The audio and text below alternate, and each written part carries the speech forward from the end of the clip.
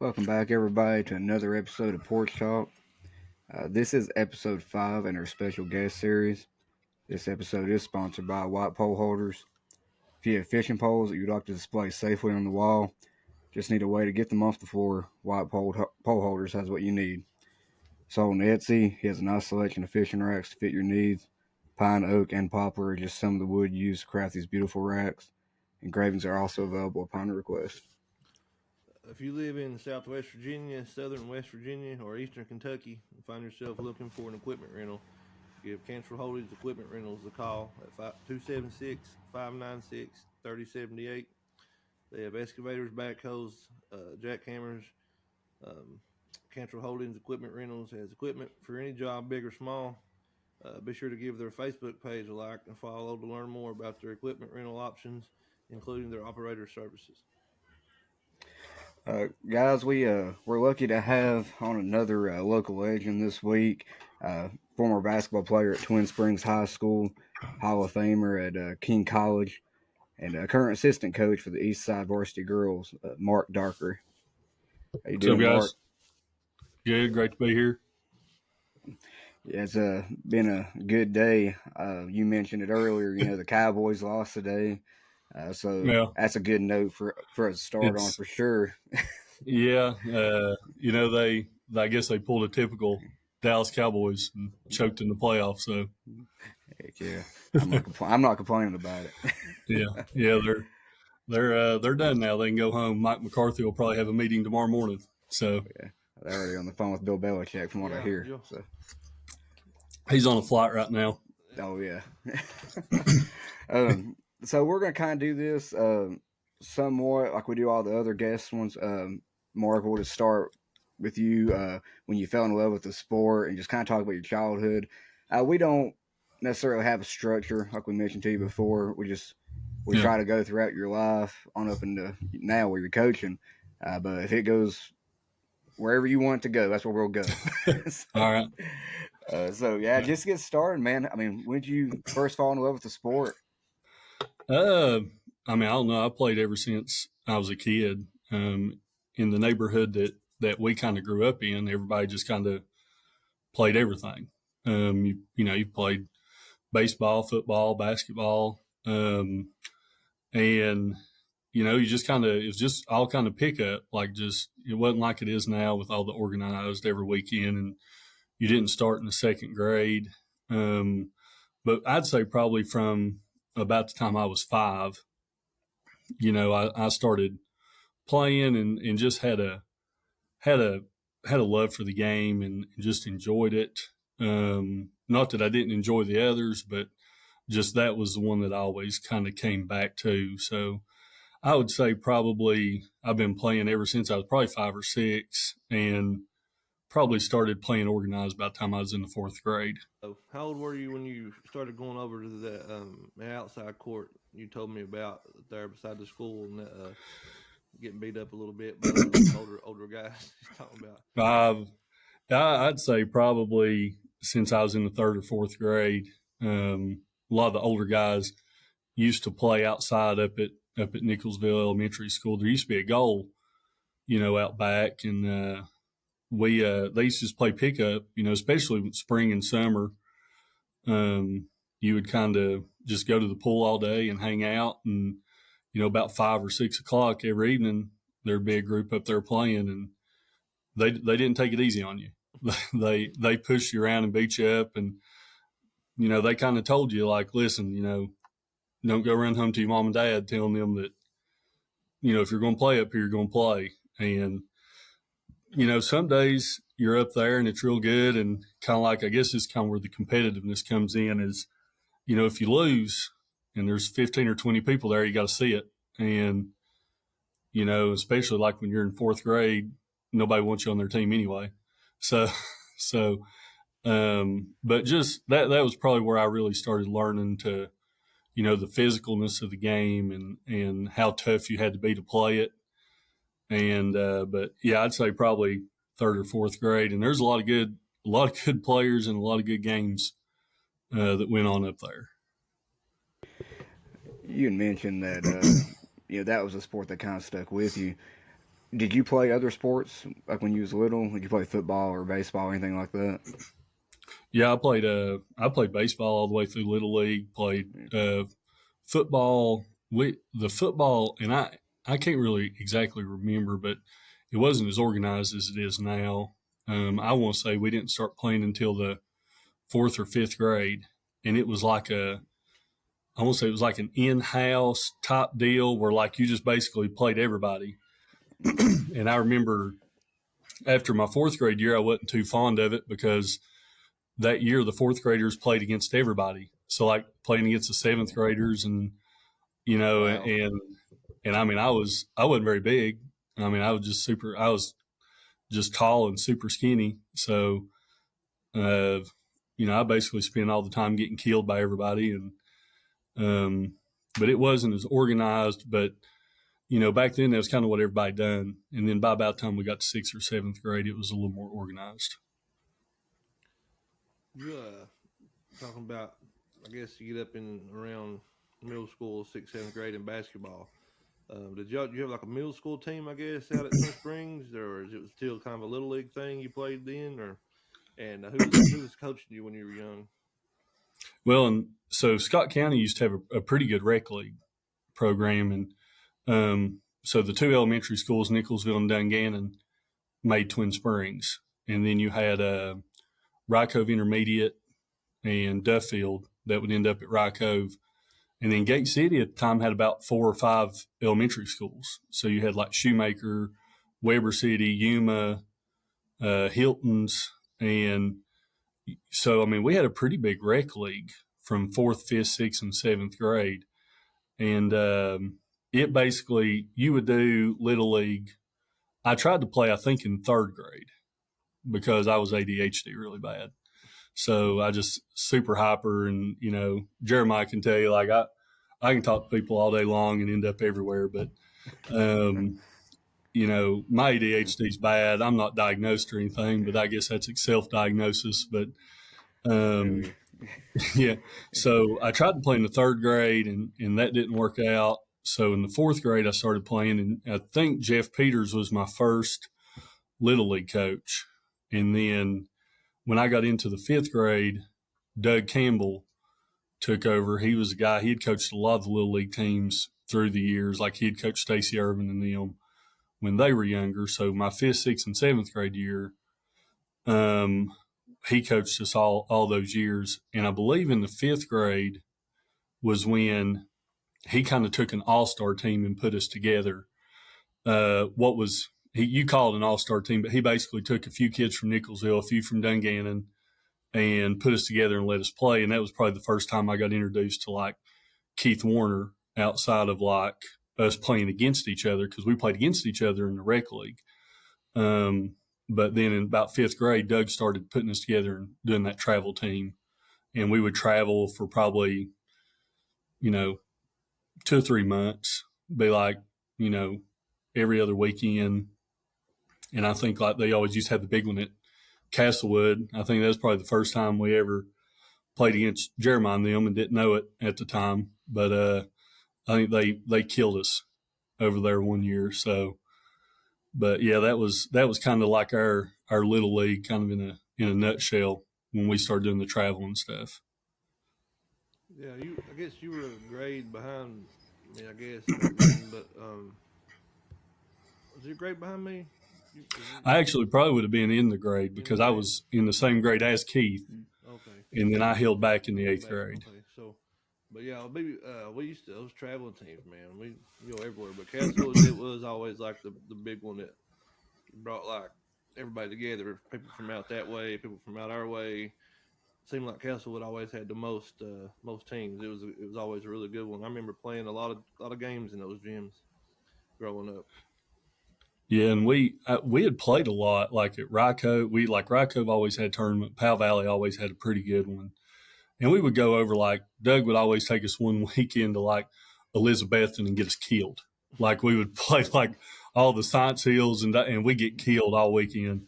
And but I remember, like, the first time we ever played them was, when you played a lot of travel ball, you've pretty much seen every team. And you've seen – so, like, when you go there, you're looking at your bracket and you're like, okay, I know them and I know them. We've played them, and well, then like this team just pops up and it's like BBF Bobcats, and we're like, who's that? We've never heard of them before, and so like it didn't take us long. And if I'm not mistaken, and I don't know how I remember some of this stuff, like they were killing us in the first quarter, and like I don't know who it was, but they hit had to be a 3/4 court or half court shot like at the end of the first quarter as the buzzer goes off, and you're just like, what's going on, guys? And it just got worse from there. We didn't have anybody that was like really good, but we were all good enough to where you put us all together. And we played so much together and practiced so much. So we were a pretty good well-oiled machine when we were young like that. I mean, that's all we did. Who was on that team, J-Mar? That you can remember? Well, we had two teams. They had like the grades above me, and then I played up on that one. But the good like the good team was like when I was in the 5th grade, we played the 4th and 5th grade tournament. So like when I was in 4th grade, we struggled. But then once we become like my age group got to like the 5th grade, and in the 7th grade, that's usually how it was back then. It was like a 4th and 5th grade tournament, and then a 6th, 7th grade tournament. But the team that was so good that we won all those tournaments in a row was like me and Matthew Baldwin, Derek Blankenship, Jacob Shortridge, Matthew Shortridge. I think KT played with us 7th grade, 6th, 7th grade, I think. There were several others. I know I'm leaving somebody out. I can't. I feel bad. A lot of talented guys, but yeah, Larry started that, the BBF, and we practiced all the time, and it was advanced practice for like that age. I mean, it was pretty hardcore drilled stuff. Like, didn't really scrimmage a whole lot, just drills, shooting, passing, and everything. And like I said, we played together so much. We were tough to beat when we were young like that. But yeah, like Mark said, once you get out of here though, you go out to some of these Greensboros and Beckley and all that stuff, and you get out away from here, and you go up a level. You get humbled real quick when you realize you got to be a little more than just a good team. There is a difference. But I remember playing a bunch of teams from out here, but I hadn't remembered ever playing in Twin Springs until obviously Mark and Katie got together and we talked about it. And neither one of us had any real memory of it, but I completely forgot about, either I forgot or I didn't remember. But yeah, I don't remember ever playing. So we didn't play much, I guess. It must just been 1 or 2 times, because I remember the Castlewood teams, the Abingdon teams, and the Honecker. Well, yeah, Honecker had some teams. Are you talking about travel ball? Yeah, the travel ball when we were younger. Well, at the time we would have been Nicholsville. Okay. So we had green and yellow jerseys. Yeah, so we were probably why then. So, but yeah, it was a wild time back in there, and it was. You went everywhere and played. It was. I'm sure it's like that today for a lot of them, but I think now it seems to be more like you get these, like Mark called them all-star teams, or just you bring all these good players together. But back then we had guys from our school playing, and I don't know how a lot of people don't like. There's a big debate going on. I think out there is what's better for a team. I think personally, if you want a better high school team, you should try to play together with the kids you're playing with. But I get why these kids that are really good want to go travel and get on these teams, because it is a lot of exposure and better competition for them. So I don't think it's the wrong way to do it, but that'd be something I'd be interested in getting your opinion on, Mark. What do you think would be better? Well, I've listened to a lot of people, and the best explanation I've heard is Gino Ariema was talking about like European players, how they come over and everybody's like, they're 7 feet tall, but they can handle it, they can shoot, they can pass. And I think that what's happened in our game is it has went more to playing versus skill development. And I believe you got to find a good balance. I'm not against travel ball. But I also think that now it's almost used as like you go play a lot of games, but you don't really do that much skill development. And, you look at people like, recently Mac McClung, who probably skill developed every day and multiple times a day. And I just think that when you look at European models, they'll practice 5 or 6 times in a week to play one game.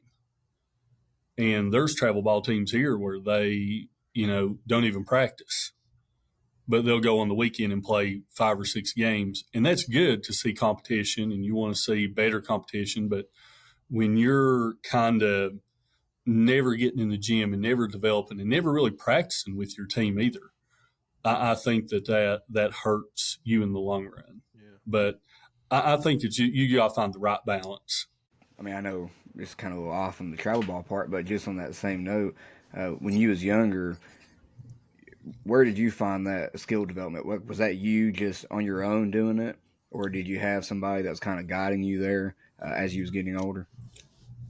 I mean, I had a lot of good little league coaches. Doug Campbell was a great little league coach. My dad knew a lot about the game.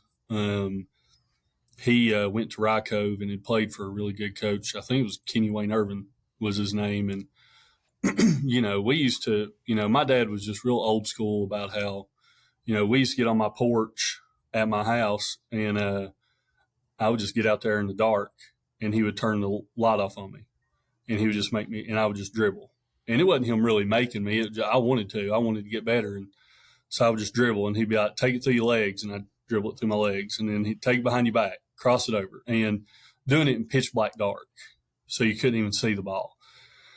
And then a lot of just shooting in my driveway on my own, just shooting. And my dad knew a lot about shooting form, so he helped me with my shooting form a lot. But it was never them making me do it. I wanted to do it. I wanted to, because it was what I fell in love with, and I loved it, and I just wanted to see how good I could get. And as time went on, you started spending more and more time. Like back then, you went to camps, and that was like the highlight of my summer was going to like maybe 2 or 3 basketball camps, and you tried to pick up and remember as much as you could because you didn't have like personal trainers. Like, well, we didn't hear about that, like now you've got all kinds of like trainers who are doing stuff and, pay $30 and they'll come in and work with you for an hour and a half. And we didn't have that. So you just went to camps and you just tried to remember as much as you could. I used to go to Milligan University used to have a great basketball camp every year. I went to it every year for probably 3 or 4 years. That was when Tony Wallingford was there, and he ran a great camp. And that was maybe the first time that somebody filmed. They done something where they would film you shooting 2 free throws, and they would bring you in. And they bring you in like on maybe the next to last day or last day.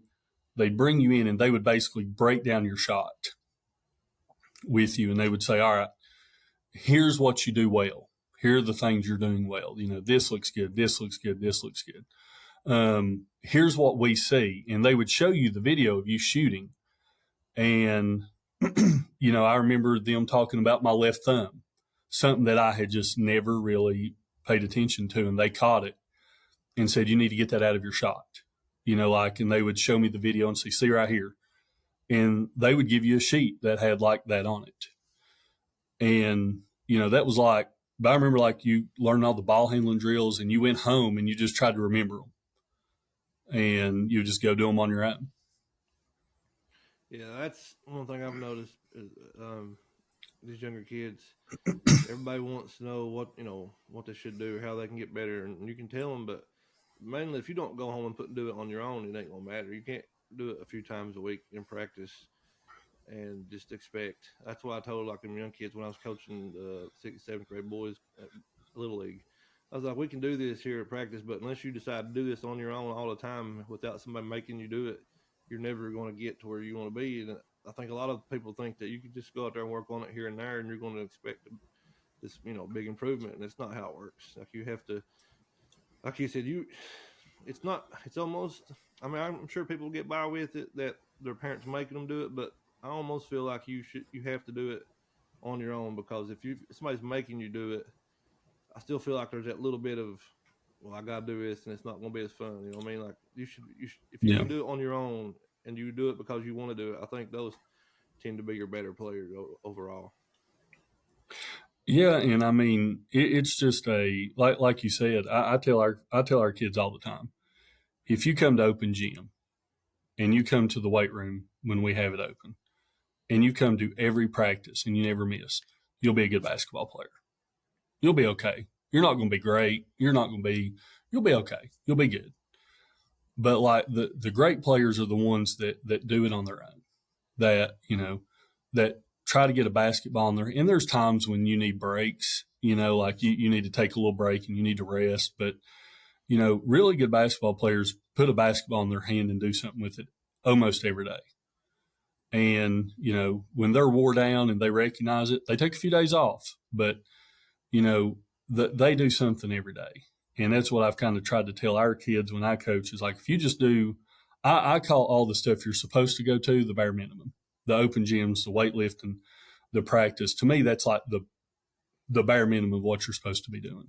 Yeah, it's a great way to put it. And it's really almost every sport. I feel like you could apply that to. When you was younger, though, I know you had mentioned, I listened to the podcast with Travis and them as well, and some of the guys you looked up to then. Was there a specific athlete that was kind of driving you, or is it just all self-motivation, or is there somebody that you knew in your life then that you was kind of looking up to? Yeah, well, now when I was 5, Twin Springs won the state championship. That had been in '93. I guess I'd been 4 at the time, not turned 5, but they won the state championship. And then right after that was when that group with like Stacey Irvin and Matt Bays come through. And the state championship group, I probably wasn't old enough to really recognize them as much, but Stacey and them was who I really, like I went to their camp every summer, and like, Stacey Irvin ends up breaking the scoring record in '97. And so like that group of guys, like we really looked up to, me and Keith and that group, like, you just like dreamed of playing for Twin Springs. And, my goal was just to win a state championship. That's what I wanted to do. And, I guess like, Stacey and them also would help a lot. Stacey's like one of the best people you ever meet. Like you would never know that he was who he was. But they helped a lot. They were always willing to help. When you went to camps, they spent time with you, and you looked up to them and you wanted to be, like them when you got older. And of course, like, I think everybody about our age probably watched Michael Jordan growing up. And that was like, to me, like that, we ain't going to get into a GOAT debate, but like, I'm just one of them people I guess I'm just stuck in my ways. You can't argue with me. He's the greatest of all time, and that's the end of it. But I guess like once I got to a certain age, it was just all self-motivation, just wanting to, I had a goal that I wanted to go play in college. And I got an opportunity to do that. But at a certain age, it did become into self-motivation. You get up to JV. Was JV, is that when you were all, what's his name, coached you all? Did you, was Scotty your JV coach, or did he the first varsity coach you had? Coach for me, and I actually never got coached by Coach for me. Oh, okay. So, supposed to, right? That one. Yeah. He left when I was going into my freshman year. Okay. In middle school, actually, Matt Bays was our coach. And if you want to talk about a drill sergeant, him, and then, I had TJ McAmus as my JV coach for 2 years. They did a really good job of turning you into a track team.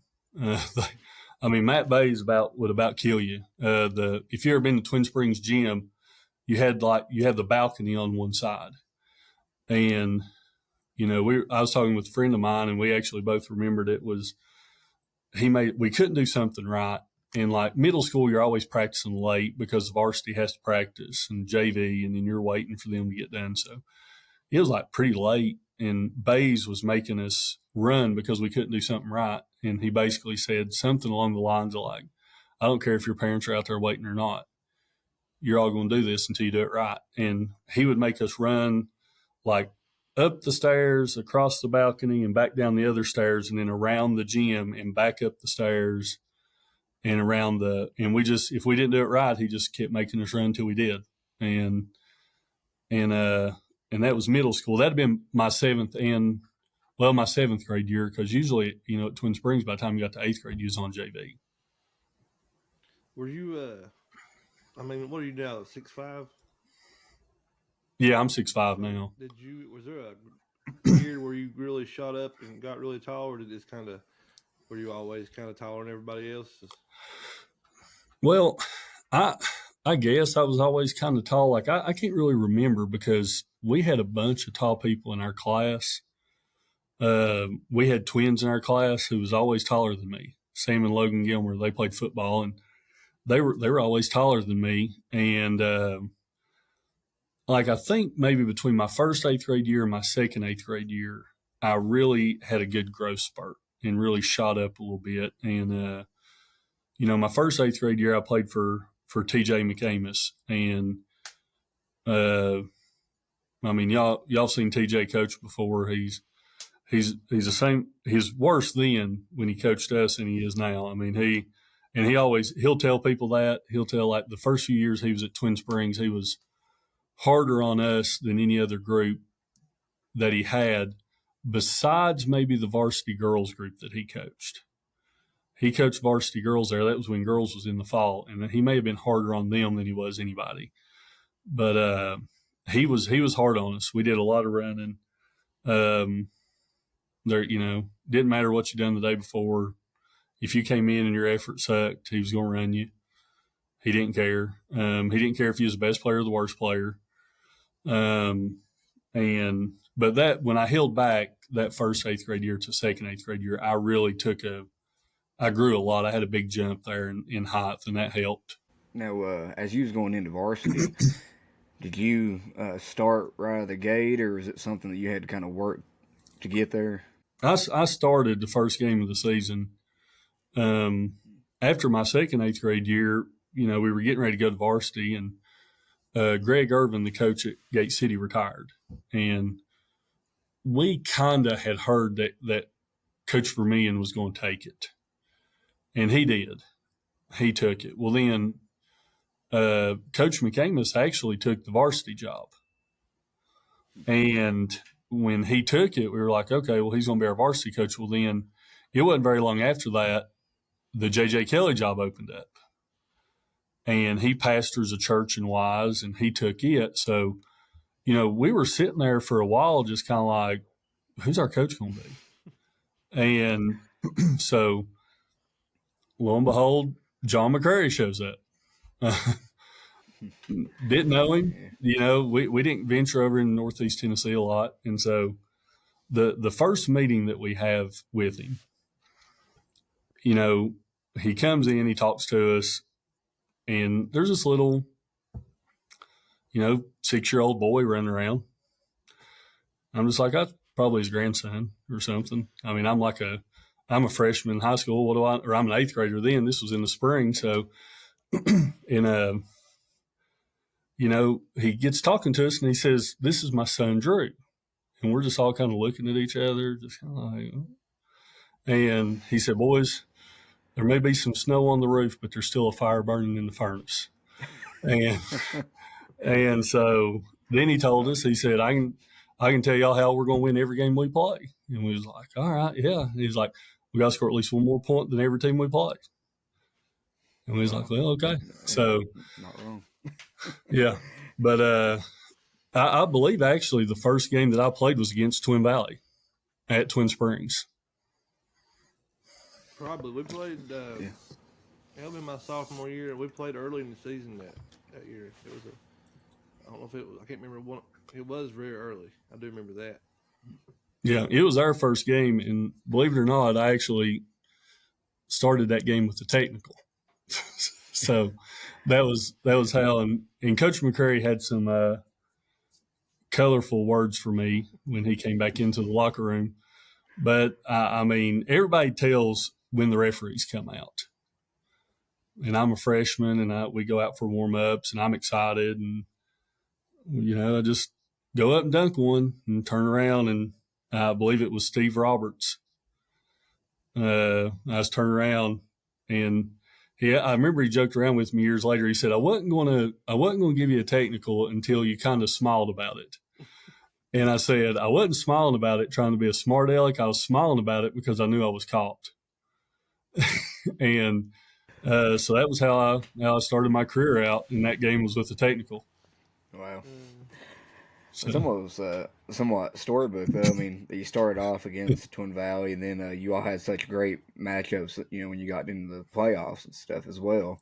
So that's pretty cool. Was the speed, when you went into varsity, was the speed like a big thing? The change from JV. it was, especially that freshman year, and especially getting to start and playing a lot.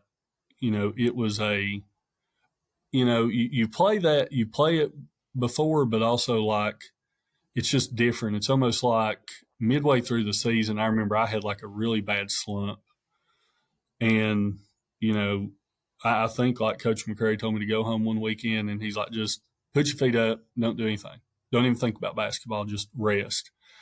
And you don't think about like a 14, 15-year-old kid like, oh, they're not tired, but you can get fatigued. And, we were playing tough competition and tough games. And it was a good thing that he did recommend that, because we ended up that year making it to the Final Four.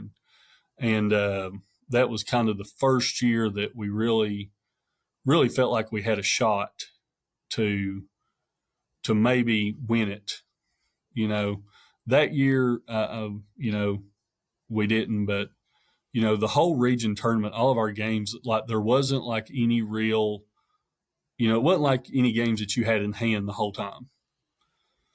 So, and we had to deal with Castlewood in our district; they were good, and Rycove was good. They beat us that year, I think, in district play, and maybe one of the worst games I've ever been a part of. Was Adam Hood at Rycove again? Mm-hmm. He was. So you all had, that was a really tough district those years. You had, like I said, Castlewood was always good, Rycove was good, you all were always good. So that was a pretty gauntlet of a district y'all had to go through. So that's you're talking about, like I said, every night you're getting somebody's best game, and you talk about getting tired. Just the mental fatigue you have to go through to play through that many that kind of battles every night had to take its toll, especially as a you, like you said, you coming in as a young freshman and stuff. It's just getting prepared for that had to be something you hadn't been used to at that point. Yeah, and I mean, in St. Paul wasn't bad at that time. Like, I mean, they were young and they were good, but then you had trips to Clinchco to play Irvington. You had trips to Thomas Walker, which is I can't remember when they got that road finished through Thomas Walker. By the time it felt like it took forever to get there, and but yeah, I mean, we played Rycove over at their place that year, and I think they beat us. The score was like 23-32 or something. They had Adam was on that team, and I want to say maybe Derek Darnell was on that team, and Zach Berry, who was a really good running back at Rycove, but he was just real physical down low. And I remember after the game, we all come in and we're just kind of sitting there just like, what just happened? And Coach McCrary's son, Drew, who I mentioned earlier, runs in. He's like 6-7 years old. And he's like, you guys suck. He's like, my little league team could score 23 points. And Wow. Coach McCrary just kind of walked in behind him and said, well, boys, that's it. Y'all can get dressed. And that was all he said to us after the game. So Drew kind of did it for him that night. Wow. Well, being first year in varsity and all, and going that far in the playoffs, did it kind of give you a little bit of motivation? I know you already had a lot of self motivation, I'm sure, but when you're in there and you get to taste that a little bit, I feel like it kind of puts a fire in you to go forward. Yeah, and at the time there was actually a kind of a little bit of a stigma at Twin Springs that we couldn't get past the first round of regions. So back then you took 6 teams. So some teams got a bye, and that year we actually played Norton. I believe in the first round. I think maybe we got a bye that year and played them. I guess what would have been the semifinals. Yeah, because they beat us to get to you all. Okay. Yeah. And they had Abe Wells. I can't remember who else they had. I remember Abe because he was, he's about 6'7", and but they were good. But there was just this stigma because for like the past 4 or 5 years, Twin Springs had gotten beat in the first round every year. They had games where, like, my brother's senior year, my brother was a senior my second year of 8th grade. So I never got to play with him. But they were up on Council like 5 or 6 points with maybe like not very long to go in the fourth quarter, and Council come back and beat them. And it was just like a stigma was around the program there for a little bit. So actually at halftime of that game, we were losing to Norton. And we came back and beat them. Then we played Council the next night. And that we had played Council. Council was a big rival of ours anyway. And we played them, beat them in a pretty close game. It was close about the whole game. It was kind of back and forth. And then we went to the quarterfinals and I believe beat George Wythe. And then we went to the Final Four and played Riverheads. And probably could have won that game, was up, and then just had like one little play where there was a big swing of momentum. But honestly, I think we were all about playing for second place because that's when Alta Vista and Radford was both good. And I believe Alta Vista had Kenny Hunt and Radford it was either Darius or Shane Nichols. And I watched them play and both of them went at it. I think Kenny Hunt was going to West Virginia. It was a good game to watch, but then they beat Riverheads in the championship that year. Coming out of that year and going into, I guess it's your sophomore year, a lot of high expectations, obviously. That's when you all did you all have what's his name your freshman year, or did he come your sophomore year? Chuck Lindholm. Chuck, yeah. Yeah, he came my sophomore year. So y'all added him, man. Y'all were, I mean, state had to be the expectation there. I mean, as good as you all were, and then adding that, was there going into that season? Do you remember any kind of like real pressure and just kind of knowing that was kind of the expectation? Yeah, I mean, I think nobody really had to tell us. We knew, especially with Chuck transferring in, because if I'm not mistaken, he was like Northeast Tennessee Player of the Year, and so he transfers in. He had some problems at Volunteer, and he moved and came to Twin Springs, and so that year, like it was really hard because you're just so tight all the time. Because I mean, nobody really expects you to lose ever, and I want to say by the time we got to the district schedule, our football team made it to the region championship that year, and so like we got a late start with everybody because most of our guys played football, except I think at the time for like maybe it was me and Tyler were two of the only two that didn't play, and but it was so hard because when the season started, we went down and we played in Unaka and we played like McCauley Prep and Tennessee Temple. And they were both good. They beat us, pretty handily, I think. Then I think we beat Sullivan Central, but then we turned right around and jumped into the Arby's. And, we lost to Simon Gratz, then beat Tabernacle Baptist, and then lost to A.H. Parker, I believe. And all of them were 1-point games. So they were intense games. And by the time we got to the district, I believe we had a losing record. Yeah, I do want to ask you, because you did mention the Arby's. We covered it a little bit an episode or two ago. what was it like playing at the Arby's? Because I know even then, I'm sure it was a big deal, and all the athletes you got to see there. Yeah, it was. I mean, just getting to go there, just getting invited and getting to go there, and I wish that they that year it worked out that was our best team that we had that got to go. But I think a lot of times they miss them Virginia schools, especially in Southwest Virginia. It's almost like they're a year late. Now I know George Wythe was in it this year; they had a really good showing, and this is probably going to be their best year. And but they do miss a lot of them Southwest Virginia teams. They're like a year late, but I got to play in it for 3 years and got to see some phenomenal players, which I'll get into, a little bit later. I don't really remember many of the Simon Gratz and the A.H. Parker. I don't really remember them or Tabernacle Baptist. But they were good, and it was just like such a big. It was just felt like this. Felt like you were going into like the state tournament type feel. It's a big gym. There's a lot of people there. It almost gets you prepared for it. Going into that season, like I said, getting in the district. I know we played you.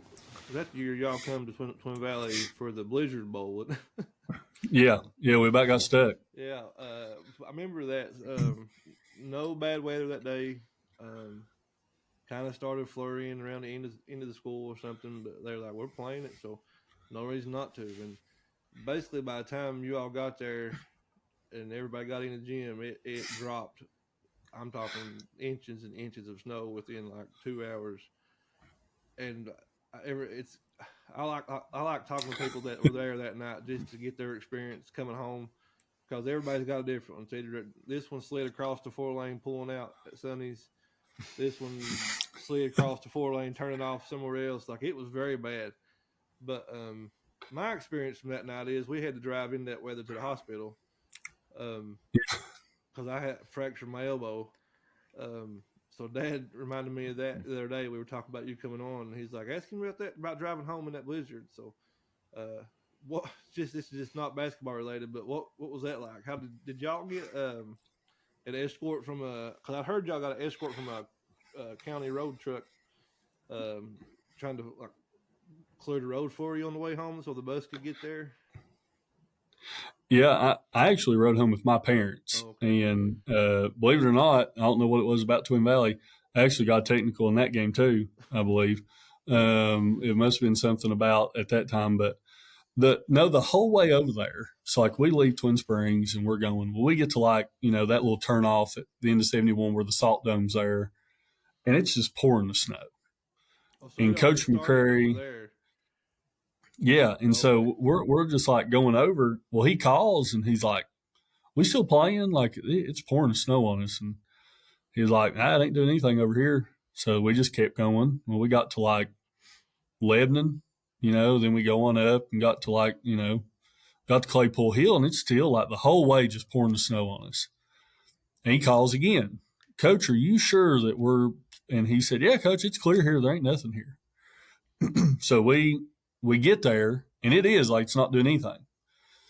And we went inside, and the thing I remember is at halftime, this guy coming by and he was from Twin Valley, and he just said, "Boys, I hope y'all brought y'all sleeping bags because you're not going home tonight."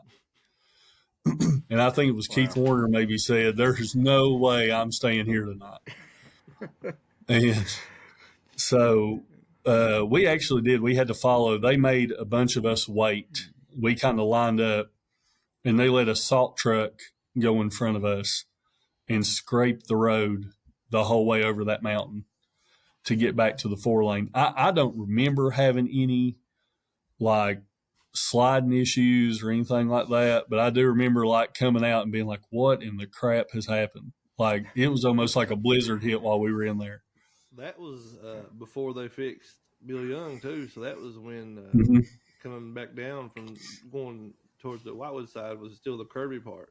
Like they hadn't straightened it out yet, so it was a little iffy back then. But yeah, that was a long night for all of us. You all going home in it, and like I said, we had to go to the hospital, and it was terrible. My dad couldn't see anywhere, couldn't see the road. I mean, it was just a bad night, especially for us because I think y'all beat us pretty bad. But I don't think those games that year bad. was not. They were all close, Okay, we were a little better that year than we were my sophomore year. We were talking about earlier. We hadn't really figured it out yet, but we were a little better my junior year, but still not to the level where we should have been. But we had two really good games that year. Cause I think we played you all later on in the year at Twin Springs that year. We second because that was my first game back after my elbow injury. But I remember that was, great games with that team. I just remember being like, this is, if we want to get anywhere, we want to beat them. And then, so we ended up losing to you all 3 times that year. We played again in the region semis. But we'll get to that in a minute. But Cameron, got anything else before we get to the region? Well, just kind of on the same thing that you talked about more, just pressure. You went to the Arby's and you was talking about how he was kind of tight and stuff. I guess I wanted to ask you, community wise, because we talked to Shane about it whenever he was on here talking about Ridgelands and the way the community kind of rallied around them when they was going to state, and there was pressure there too. But he said it was almost like Friday Night Lights. So I was kind of curious with basketball back then, because Twin Springs already had a lot of history in that. Did you get that kind of a feel there too? Was it almost like you had the old timers and stuff coming around being like, hey, we're watching you? Probably add a little bit more pressure. Yeah, and I used to sometimes I'd come in there's a door down below the locker room at Twin Springs, and I used to come in that door, so I could just go straight to the locker room sometimes and get dressed. But like after school, like 3:20 the bell would ring, and like people would start coming in and laying blankets down on the bleachers, like right after school. And so they knew the gates wasn't open, but they would just lay down blankets to save their seats. And, like the whole year we heard like it was pretty much just state championship or bust. And, the funny thing was, you're talking about Twin Valley, I don't think Coach McCurry wanted to play you all that year in the regular season, because I think he knew you all was coming. And he said, it's hard to beat a team 3 times. And he said, I don't want the 3rd time we see them to be in regions. But I'll tell you what helped us maybe more than anything was we got into district play, and we were really kind of just, we were rolling along, but we were, we were just going through the motions. And Castlewood came to Twin Springs and upset us on our home floor, and it was a big wake up call to us. And I believe that there was a quote in the paper, because it was a big deal that they had beat us, because we were the favorites to, people were expecting us to win state and win region, and they were expecting us just to roll through district. And I think it may have been Reagan Mullins. He would have been the coach at Rykov at the time, made a quote in the paper and said something like, we may have just woke up a sleeping giant, because he said we beat them last year at our place and they didn't lose again until the Final Four. And after that is kind of the same thing. It kind of woke us up a little bit, and I think it kind of took a little bit of the pressure off getting beat, because we were like, okay, we can't, we can get beat, we can't just show up. But it is hard to play with, the expectation of every night's supposed to be a win, every night's supposed to be a blowout. You're winning state this year. And I think like it was hard for us to understand, like, you can't win state in January. You can't win it in January. You gotta be playing your best ball in February and March. And so we ended up rolling through the rest of we went through the district. We had to have a playoff with Castlewood and won the district, and then that got us on to regions. You'll have to forgive Cameron, Mark. He don't know about the Big Red Army. Well, I would say it's one of the best. Like, and I know I'm biased. I'm going to be biased, but we were there the other night, and the assistant coach that coaches with us, Jamie Butler, we was sitting there, and he's like, "Man, they've got to get some more room on these sidelines." And I said, "Man, no, they don't." Like, because when I said back, when we were good, that place was packed and there was people along the baseline. And I mean, you never, I used to tell people, I said, I never felt like I played a away game because like even like the fans would travel so well. And, that's kind of how they got their nickname was a Big Red Army, was they always traveled well. And, you'd go to other teams' gyms and have more fans than they had there. I always made the joke that there must be some kind of written rule in Twin Springs that you have to let people off early on game days, because it seemed like you said, it seemed like everybody was always there and they were always there early. Like it must be a thing. Like if you have game day, you gotta let them go because you can't be late for the game. But yeah, y'all, I've never seen the Twin Springs game not have a huge following. Didn't matter how good they were, how bad they were.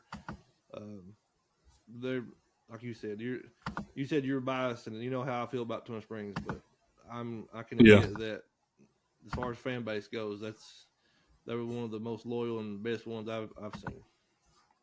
They were, and I mean, man, when they're good, it is. And even when we weren't, like when we're not that good, they're always at the games. Mm-hmm.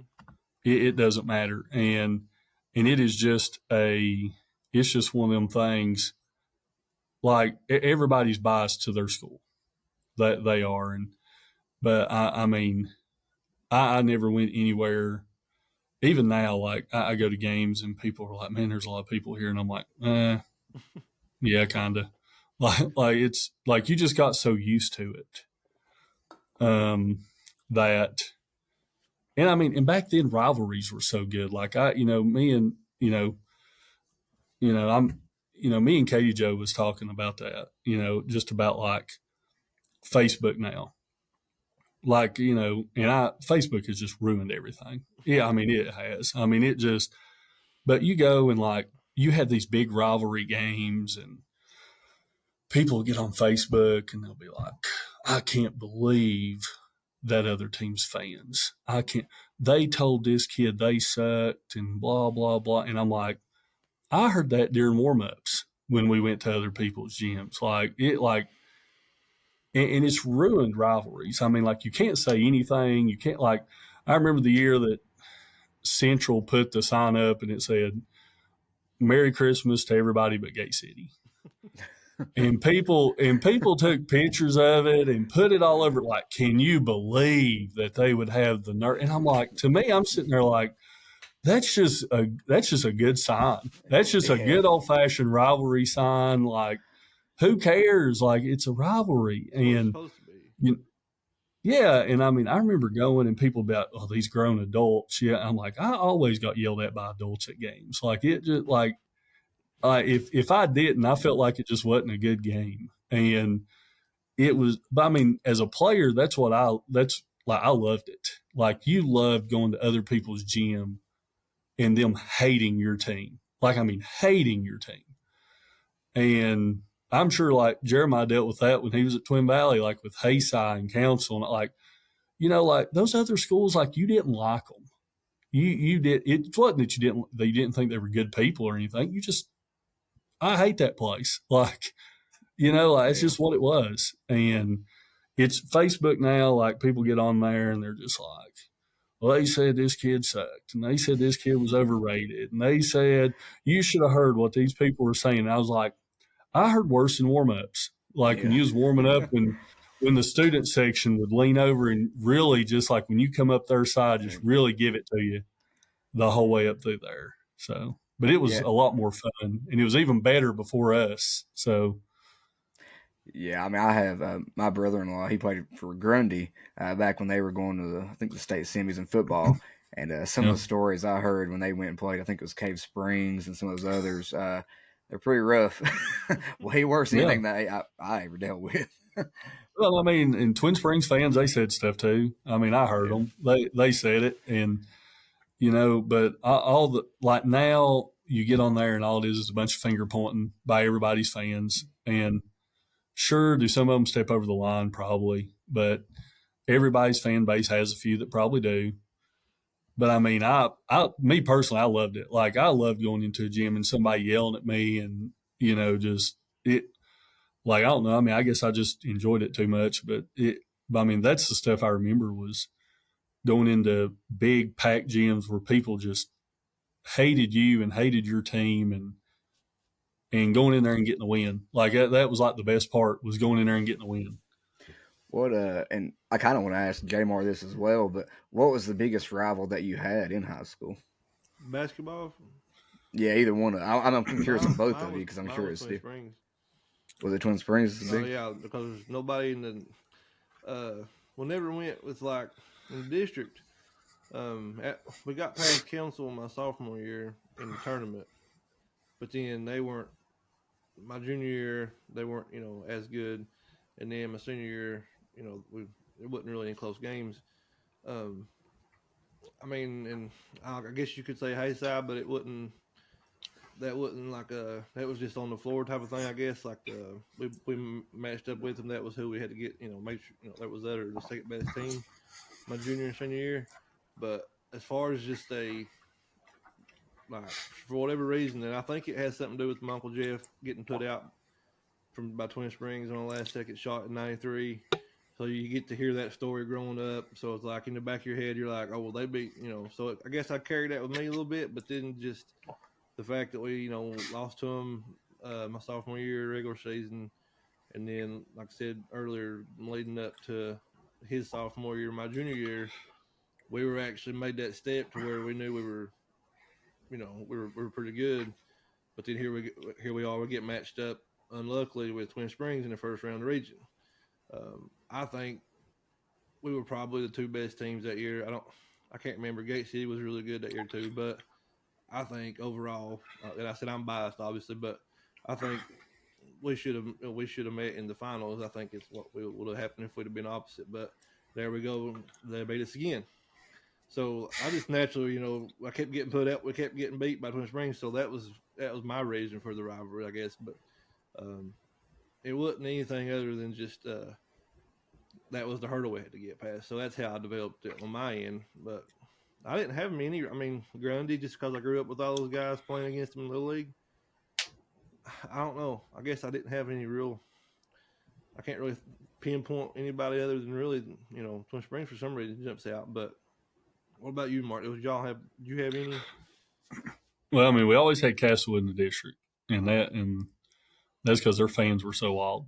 I mean, they would get after you. I think one year they threw coins at us when we were on the bench, and Coach McCrary being Coach McCrary really didn't help any because they were throwing pennies at us, and I think he bent down and picked one up and said, like, you people are cheap. If you wasn't, you'd throw quarters at us or something. Throw us some quarters down here. But we always had Castlewood. Castlewood was a big rival. Then Council, because that Council went back years. Twin Springs had played them in the mid '90s a lot. There was a lot of back and forth. Twin Springs won a game, I think, like in '95. I think in region championship, Stacey Irvin hit a last second shot to beat them. Then the next year, they played in like 3 overtimes, and then they had that run. Council did where they was really good, and it was just a big rival game with Council.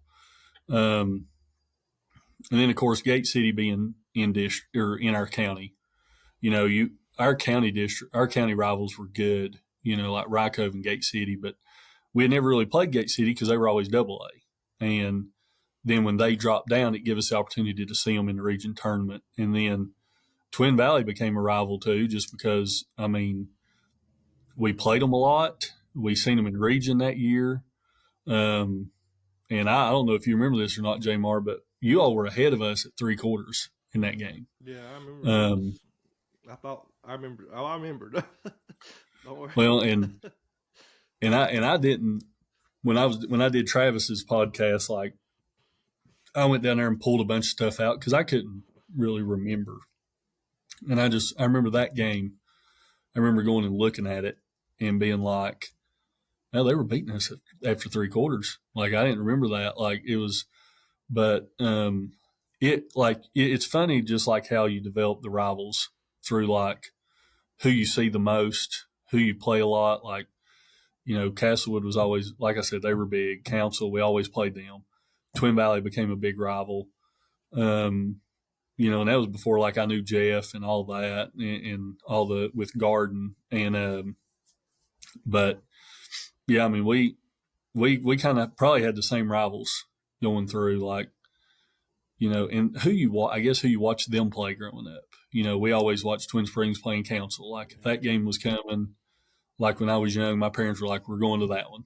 Like we're going to go to that one." And so yeah, it was usually about those three or four was about our normal rivals. Well, just to continue, I guess, on that season that uh, you had that big wake up call, and like you said, kind of woke up a sleeping giant. So you kind of finished out that year and going to the playoffs there. Kind of walk us through that. What happened? Well, we won our district, then we got to region. Knew we was probably going to see Twin Valley. So we played Twin Valley in the semifinals, then we played Gate City in the championship, and that was a big rivalry for us. Mainly because it's Gate City, they're the bigger school. They, people down here feel like, well, Gate City gets everything. They get everything. They get this, and so we're just a little school down the street, and so we beat them, go to the state quarterfinals, beat Galax that year. Then we played Chatham in the semifinals, and Chatham supposedly is supposed to be the second best team there behind us, or we were supposed to be pretty evenly matched, and we beat them by about 24, 25, pretty handily. Like, in the fourth quarter, like it was kind of like we knew we had the game won. And then ran into Surrey County, who beat Gate City, and their coach, I believe it was Joe Ellis, he had cancer, and I believe he passed away maybe like less than a month after that game. But it's kind of like that's what you work your whole life to get there for, and like that's what you're wanting. And they beat us. I didn't feel like we played our best game. They probably were playing with a little extra that we couldn't match. Like that's if your coach is in that kind of shape, and I don't think he really got up much during the game. But they were playing with something extra that we couldn't match, and we kind of just did not play our best game. And I know I didn't play my best game, and still, like we look back on it, we're like, probably should have won it, but just didn't. And so we finished as state runner up that year. So going into moving on to the next season, this will be your junior year. Losing Tyler, Chuck, I guess, graduated. Y'all bringing back you and Keith, and that's really about the only starters you brought back in it from that year going into the next year.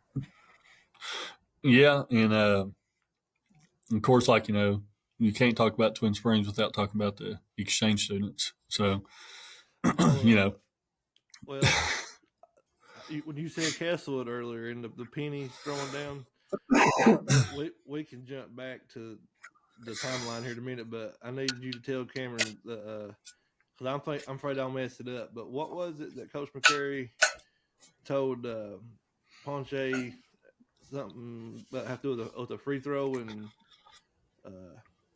you know the story I'm talking about?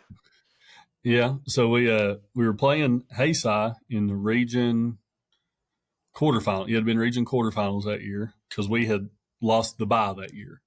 Cumberland had it for 2 years, and we played them in the quarterfinal. And we get late in the game. The game's pretty much over. Just got to knock down some free throws. And there had been a big to-do about Ponche that year. He was an exchange student, and we got him halfway through the school year. And so he goes to the line for 2 shots, and he misses the first one, and Coach McCrary calls a timeout. And we're just kind of like, what's going on? So we go over there. Well, Castlewood's fans were sitting behind our bench, and they had, just the stuff we heard, just like we were paying him money, we recruited him, we flew overseas and picked him out specifically. And I don't know what kind of budget they thought that we had at Twin Springs, but so he pulls Ponche out of the huddle and basically tells him, says like, Ponche, for all the money we're paying you, you've got to make those. And he sent us back onto the court, and they did not like that at all. And but awesome. that was that story. I had to go ahead and get you, talk about that, because I think that's the funniest thing. Because Coach McCurry told me when we were talking about that. I just always loved that story. I thought that was because it really was a big thing. Like I remember, even our student section, which we'll get to all that. We can get to all that, but they chanted. I think they had USA chant and stuff. And yeah, it was wild times. But anyway, you lose Tyler Patrick, or not Tyler Patrick, but Tyler Webb. Tyler Webb goes to Appy State, right? Is that where he went? And then did Lindholm go anywhere and play? Or I believe somehow he ended up at Brevard. Okay. And then Derek Smith, our point guard. Okay, sorry. No, Derek Smith, our point guard, he graduated as well. Okay. So you got you and Kate coming in. Obviously, expectations not quite like they were the year before, but still have you two. At this point, you're one of the best players around. Did you feel any extra?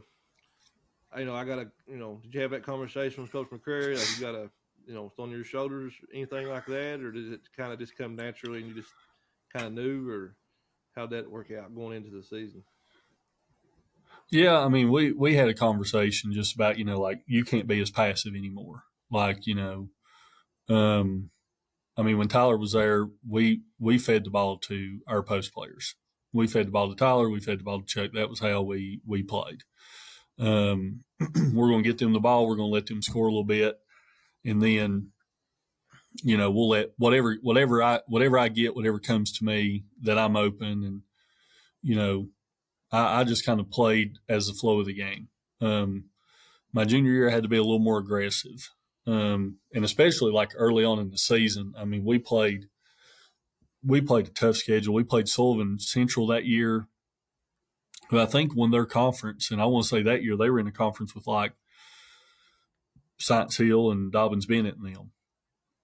So we played them. Then we go to the Arby's and get blasted by Brentwood Academy, who at the time, George Pitts was coaching, and they had Brandon Wright, who was a senior that year. He basically played 1 year at North Carolina, then goes pro the very next year. And I think we got beat something like 94-36. It was probably one of the most embarrassing times I'd ever been on, because you got to the Arby's, and that was the first time I'd ever seen Viking Hall packed to the very top. And people were sitting on that stage over there and sitting on the floor. And I believe after halftime, there maybe was like 300 people left in that place. They had all, because they were killing us. And then right before we started, Ponche got there right after Christmas break. And that was kind of when we started conference play. Yeah. So, going into that year, because like you and Jay Mark already spoke about, you going to have a little more on your shoulders. Did you notice a difference in the way the teams were approaching you defensively? Were they focusing more on you and you had to work a little harder, to create shots, I guess? Yeah, a little bit. Coach McCray was always really good at putting a system in around what he had. So the ball stayed in mine and Keith's hands quite a bit. And then when Ponche got there, it was pretty much all three of us. And we had a post player, Tyler Eastep. He was about 6'6", but he wasn't quite ready to be like a dominant back to the basket, feeding. He wasn't ready for that yet. And Jeremy Jordan started with us too, and Jeremy was really good at hitting open shots in the corner, and so we ran. We just kind of kept the ball in our hands a lot, and he kind of give us freedom to play up top. So Keith could kick it to me, and I might be able to rip it and take it to the middle, or go baseline and get a jump shot, and I kind of had freedom to do that. But we were also very disciplined in how we also knew that we couldn't get into like a big running match with somebody. We weren't that team anymore, So like when you lose Tyler and Chuck, I mean, right there, right out of the gate, you're talking about probably 35, 40 points a game that you're losing, and that's not including what you're losing defensively. When you've got a 6'9" guy behind you at the basket, it don't really matter if you get beat off the dribble. Like you can really get up and pressure people, and if they drive by you and they want to go in there to 6'9", have at it. But, we had to really focus on help side, keeping people in front of us, making sure we weren't letting people get middle. And a lot of the things that we got away with a year before, we wasn't getting away with anymore. And so we had to change the way we played defense. We had to change our offense. We couldn't just get into running matches with people. So that was probably the biggest thing that we changed that year. Going into your district that year, were you all? I guess you all were still probably projected to win it that year, or did was Castlewood? They weren't bad that year, I guess.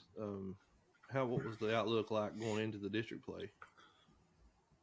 I think Castlewood and Ryco both was picked above us, and so that was a year that I believe we went to Rye Cove last game of the season, and I believe they had, if they beat us, they won the district.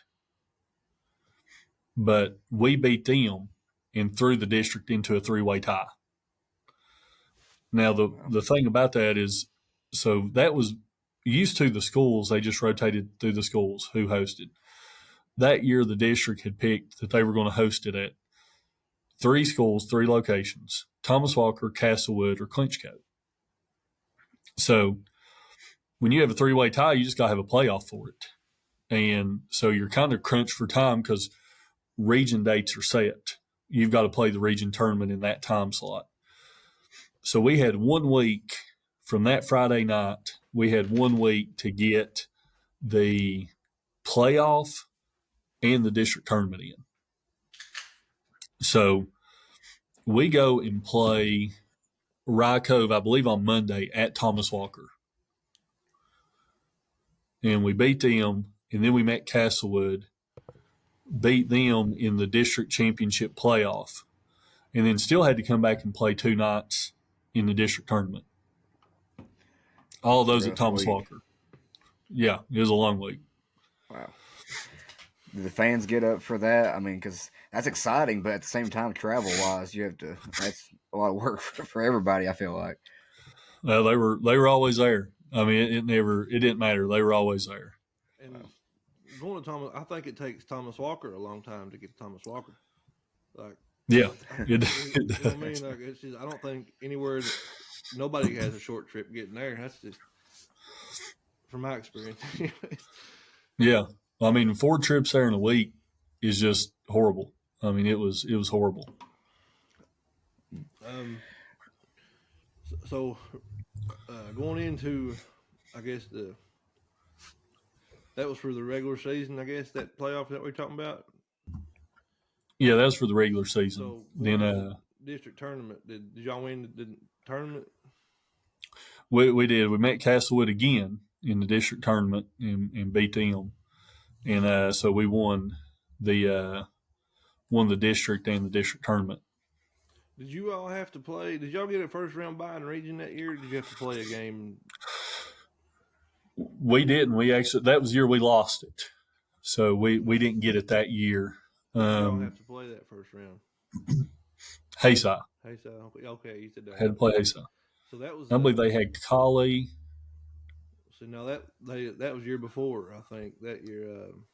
This is your junior year, right? My senior year. That'd been. Yeah. Yeah, Collie had graduated. Yeah, college graduated, but they had Kevin and Ryan. Kevin Byers. Yeah, Kevin Byers, Ryan Jones. They had several other decent players, but that's a really good shooting team. They didn't really have much size that I remember, but just very good shooting team up and down, fast paced team, which kind of it probably helped you all out. Really, I mean, the way they didn't have any big post players to deal with. Yeah, they were good that year. I believe we won that game, but it was like maybe a 6-7 point game. It was a close game, and I didn't think we really played well that night either. And then that set us back up playing Gate City again. Plus, the region that year was at Pinchco, so that was basically a home game for them.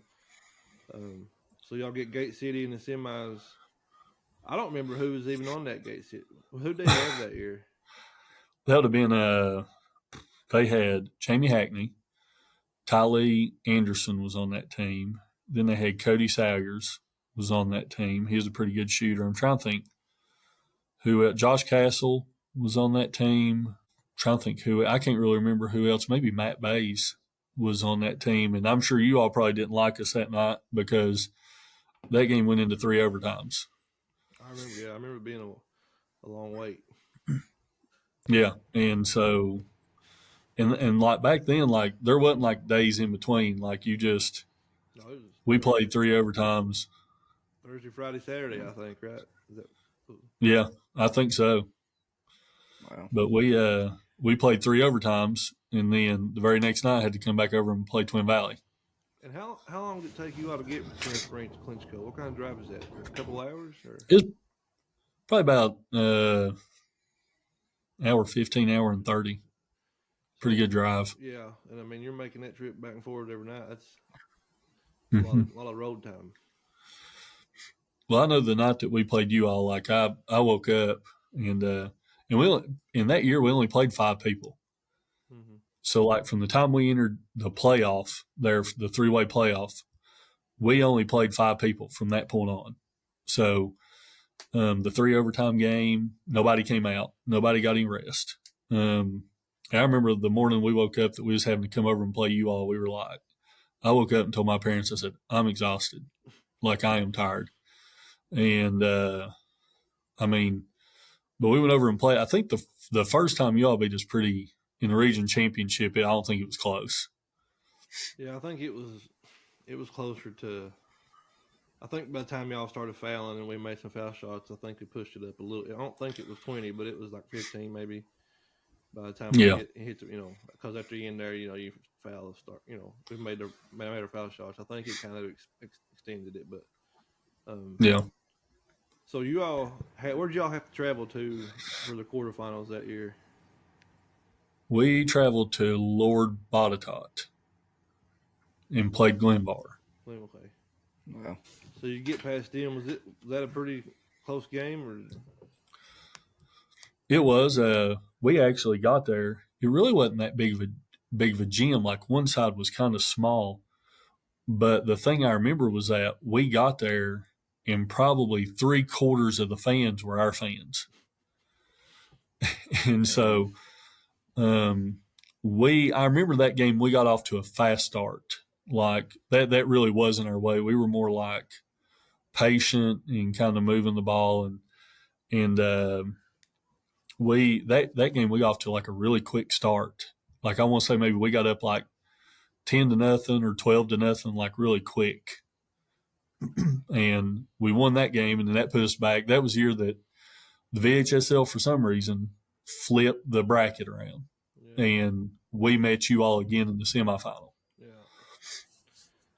From my perspective, because like you said, it's hard to beat a team 3 times, and we hadn't played you 3 times, but we just had played you.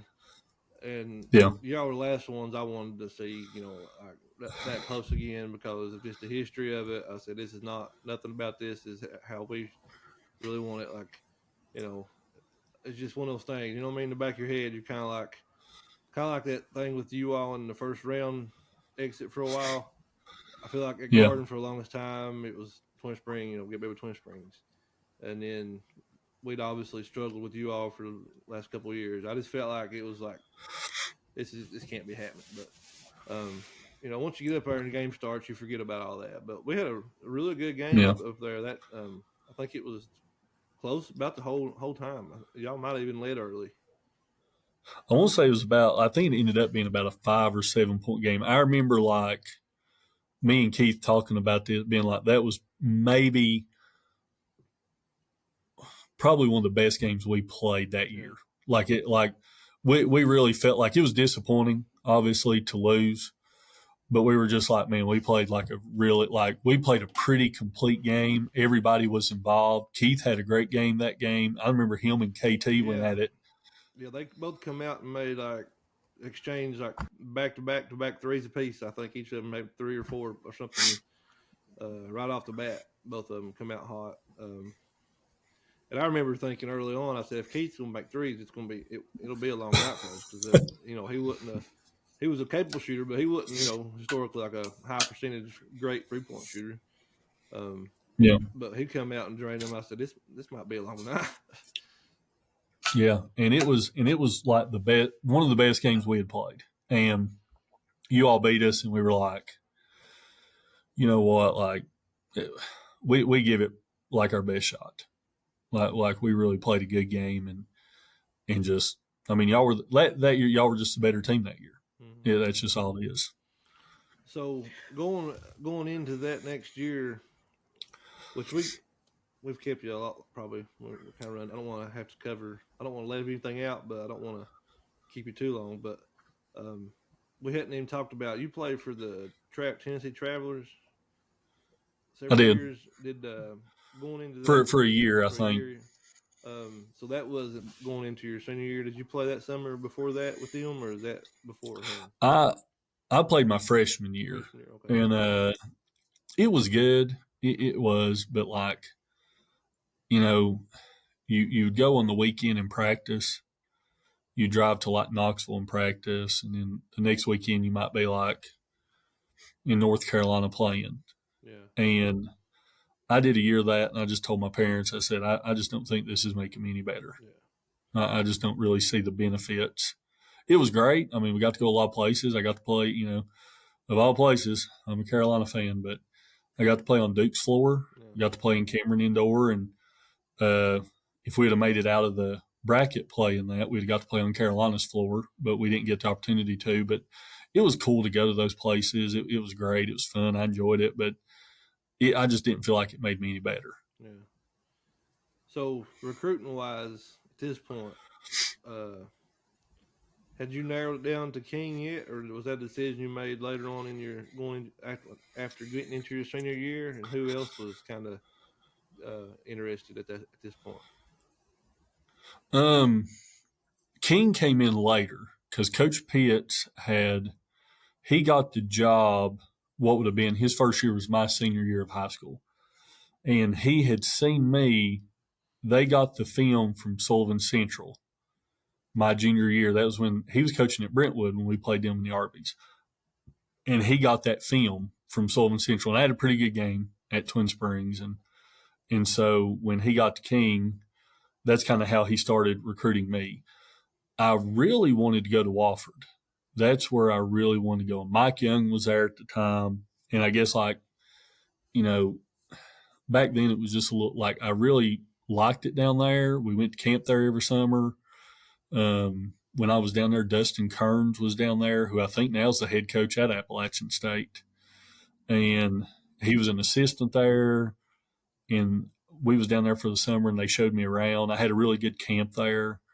But it just didn't work out. I can't remember if it was like a scholarship thing, but they talked about me walking on for a year. And at the time, I just didn't know really how that was going to work.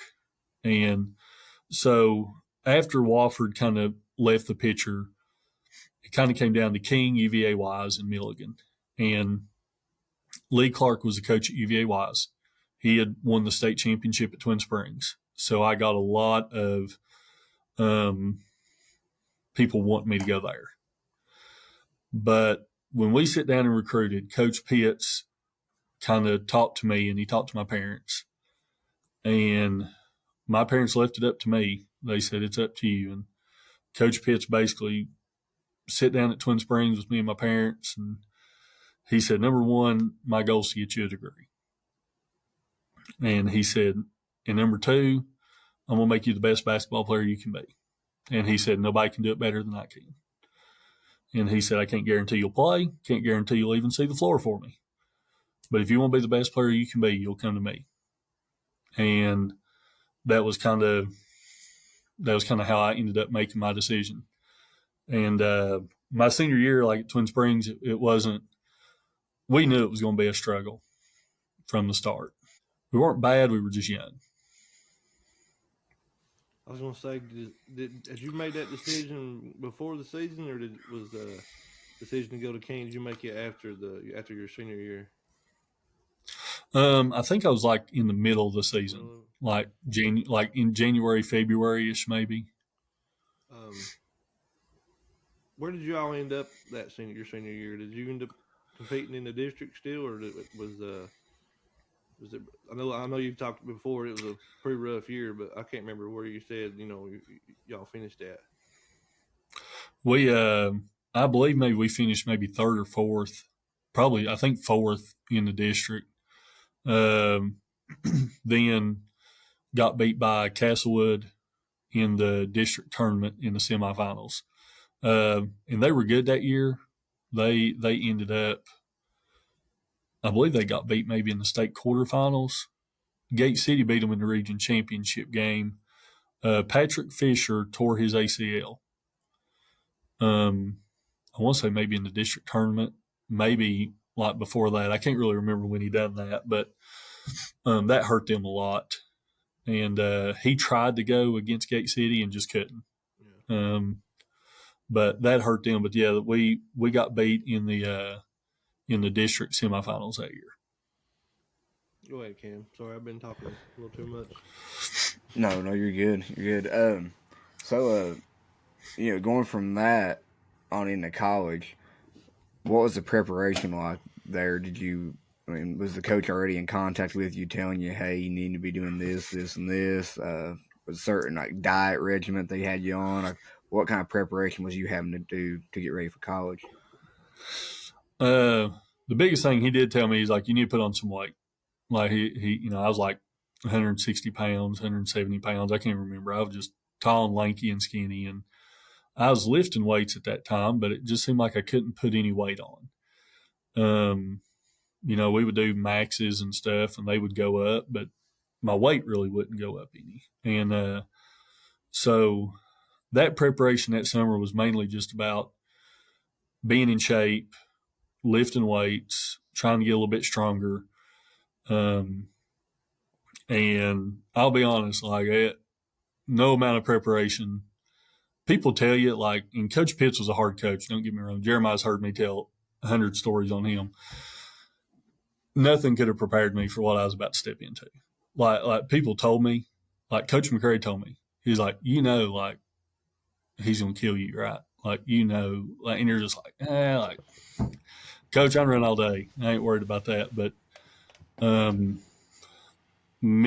I think I wasn't as ready mentally as I thought I was. Well, you turned out you had a great freshman year. Can you have the stats on some of this? Oh, wait a minute. Before we get to that, what did you finish your high school career with? I've had people, I don't really know, to be honest. I've 1,600, maybe 1,700. I got to 1,000 my junior year, but I can't remember exactly like how far in the season we was. Yeah. Well, I can't. But maybe like 1,600, 1,700. Okay. I didn't want to go on without throwing that out there because I knew it was a really good career. I was going to give you a shout out on that. Go ahead, Cam. You had that wrote down, didn't you, about the freshman year? Well, I didn't have the stats, but I did see that you was the AAC Freshman of the Year that year in 07-08. And so I guess because you talked about the preparation that you wasn't quite ready for what he was putting you through, but evidently it made you a better player like he promised that it would. So I just wanted to ask you, kind of going into that or going through that freshman year. Well, you already talked about the initial, impact that he had on you, but just when things started clicking throughout that year. Well, and we were playing a completely different style than what I was like. Southwest Virginia at the time, it wasn't run, getting up and down the floor. People walked the ball down. They set up offenses. They ran them. And then that was one of the things that did attract me to King was that I don't want to walk the ball up the floor anymore.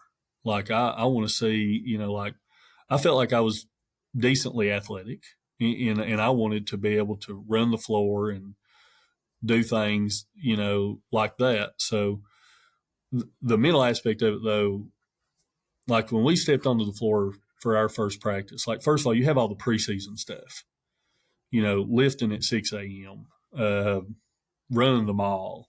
Gosh, he used to kill us with the mall. And, you have all these individual sessions.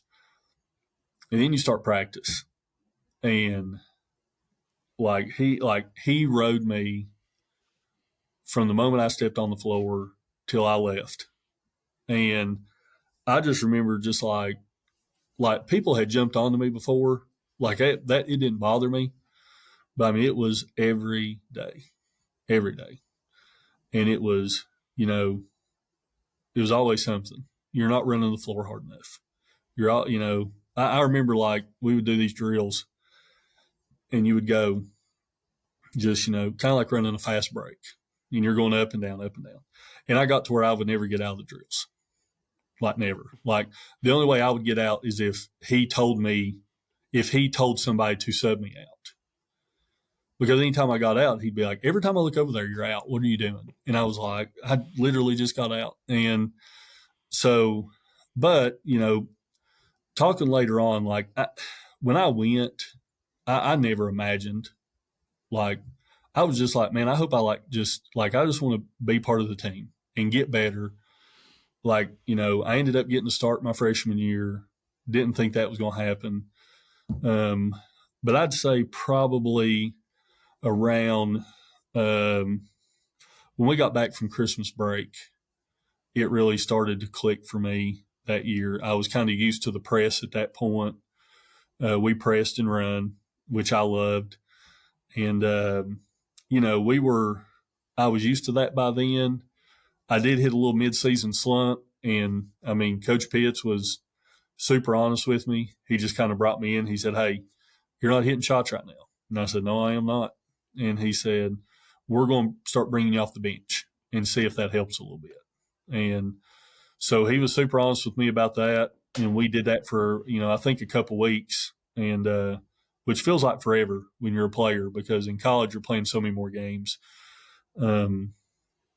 So after, I went through that little spell, got my starting spot back, and we finished out the season. I think we won the AAC that year. We beat Bluefield, I think, was second. They were going to be really good the following year. Beat them, and then we won the tournament and went to the NAIA Nationals. What was that? Where was that played at? Was that in Kansas City or something? Or Branson, Missouri. What was that? It's like a big Gatlinburg. What was that experience like? Because I mean, obviously you played in some big situations in high school and some big gyms, and but to take to have that success in college early and knowing you're going to that, what was that like? It was good. They had made it the year before. They had won the tournament and got there, and it was kind of with Coach Pitts, it just kind of became expectation. Like we're going to win the district, or we're going to win the conference, and we're going to go on national tournament. That's our goal every year. And I can't remember who we played that year, but we were ranked at the time maybe like almost like 7th or 9th in the country. And we got beat in the first round, and it was like the biggest upset of the day. Yeah. It was because we had got beat. And it was disappointing. We didn't play well, but we played also at 8 o'clock in the morning, which didn't help. Yeah. But the other team had to play at 8 o'clock in the morning too, so it wasn't like it was just us. So, but we just didn't play well, got beat, and that was a long bus ride home because I think we left the next day and rode all the way back. We don't, so we don't keep you the whole night here, so we won't go through necessarily each individual season. But I didn't want to just as an overview. You all had, I think, while you were there, from what I had read, had 95 games you'd won, only lost 37. You ended up getting the tournament MVP in the AAC your sophomore year, if I'm reading that right. And then I think y'all had a really good year, your 07-08 year when y'all won the regular season that year. So kind of just, I guess, I know it said that y'all had moved, or you go to a different conference towards your senior year. We we transitioned to NCAA Division II, but we weren't allowed to compete in the conference for 2 years. So my junior and senior year, we were basically like an independent, and we had to like just schedule all of our games. My junior year, probably one of the best teams I ever played on, as far as like, we had 7 or 8 guys that could score in double figures anytime they wanted to. We beat Appalachian State that year. Went down and played them and beat them down in Boone.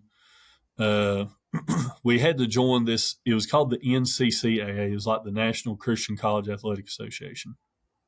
And we joined that to have a postseason tournament until we joined our NCAA 2 conference. And I never got to play in Conference Carolinas. So, the last 2 years, we played just an absolutely brutal schedule.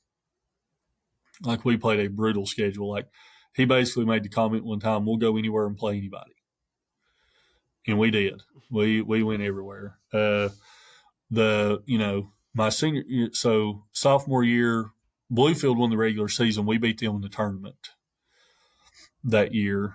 And my junior year, we made it to the NCCAA National Championship game and lost in it to, I believe, it was like Northwestern College or something like that. And my senior year, we made it to the NCAA or the NCCAA semifinals and got beat by, I can't remember who beat us, but I just remember Dallas Baptist was the team that ended up winning it. And then I started finding out they're a pretty good baseball school, D1. But then, senior year, we got to go to Alaska as well. That was fun.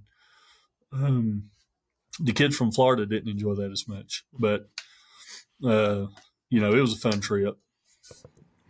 So you finished your career at King at the time when he was the all-time leading scorer, and that wasn't broken until 2 years ago. Yeah, Jordan Floyd broke it a few years ago. Maybe it's probably been like 5 or 6 years now. But he broke it. I mean, going into that senior year, I didn't have a clue. Like I didn't even think I was close, and I really didn't even know what it was until the sports information director told me, you may have a chance at this, and I was like, probably not. But I kept having good games. I strung a bunch of good games together and got it, I believe, in the tournament that year, which is really not a great time to get it. Because, I'm so team focused. I was not worried about that. I was worried about us continuing to win, to continue getting to play games. And, but it was fun. I enjoyed it there. Really felt like I grew as a player, grew as a person. Had great teammates. People now I know a lot of people worry about stats and records and all, but you don't do any of that stuff without great teammates. And I had, Jeremiah's met a few of them. Brian Hewitt may be one of the best point guards I've ever played with, and I'll have to apologize to Keith Warner, but but Brian Hewitt may be one of the best point guards I ever played with. We always had good big men. Always had really good. There was always good players around us. There was never a year that you were like, man, we're going to be we may not be very good. Every year we were we're pretty good. Like we can go play with anybody.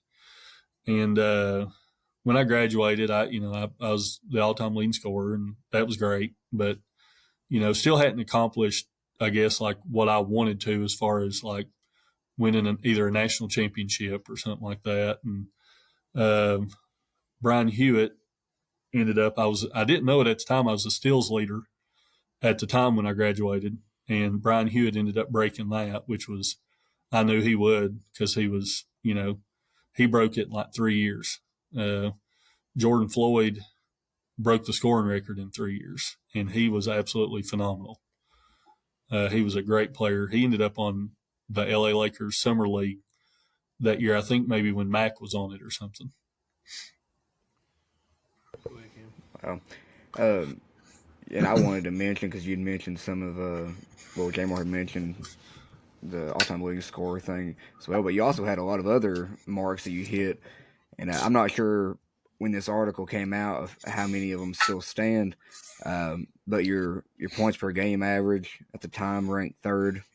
Then you also had the record for 3-point field goals in a season with 141, and then you had the career mark with 388 on 3-point field goals. And I think he was third all time in 3-point field goal percentage and free throw percentage. So I'm not sure like where you at now. I'm sure you're still up there, and but those are incredible numbers. So I didn't want us to get out of this without telling everybody about them. Yeah, and I mean, and be honest, I don't know. I don't keep up with it. Yeah. I still go watch a game every now and then at King, but I don't keep up with any of it. But like I said, I mean, for me, and I tell people this all the time, it was almost just like I ended up at the perfect place at the perfect time, where I needed to be. I couldn't have picked a better coach. I couldn't have picked a better system. I couldn't have picked better teammates. Like it all worked out. It all worked out, and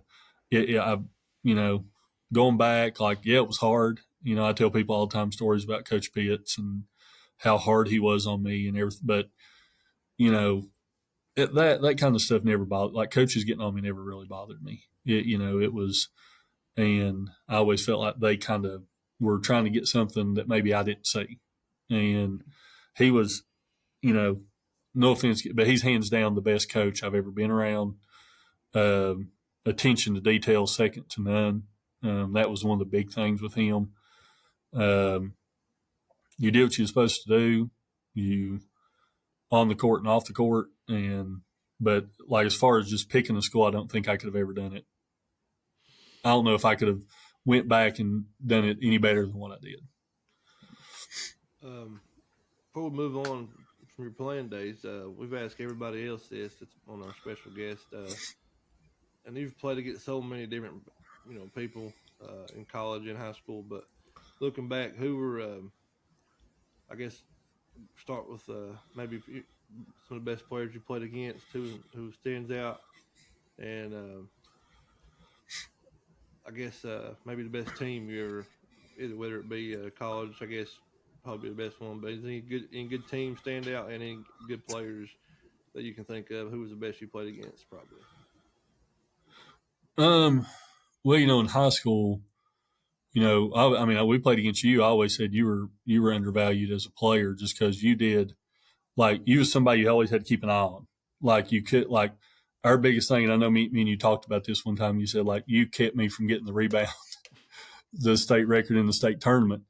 And that was because, Coach McCurry was like, you have to have a body on him at all times. Like, you have to make sure you know where he's at. And not a lot of players now play with the way that you played the game was just with your mind. And, playing against you, especially in high school, playing against Adam Hood, he was very good. Drew Justice at Castlewood was very good. Then, when I think about guys like in the state tournament, like I played against Seth Gibson, who ended up at UVA Wise, he was very good. But in high school, obviously, like Brandon Wright was the one that, like, it's hard to beat that. I mean, yeah, I mean, like, and that whole team, I mean, like, they had like 5 or 6 D1 players on it. And I mean, but he was like one of them that you seen that you were just like, he is just on a complete, like, he is head, shoulders, waist, knees above everybody that I've ever seen. I remember watching him down there in the Arby that year, and I couldn't get over how long it was. Everything, like his arms, like just his wingspan, everything about him was just ridiculous. He had a 7'3" wingspan, Yeah. and he was 6'9", It was scary. and he was almost scary looking. yeah. And he would he would get rebounds, and he didn't look to outlet the ball. He brought it up the floor, Yeah. and he dunked a bunch on us. And then of course, like I played with Tyler, played with Chuck. They were both very good players. And then in college, I played with a guy my freshman year. His name was Torrington Cox, and he ended up playing, I believe, on the Bahamian national team.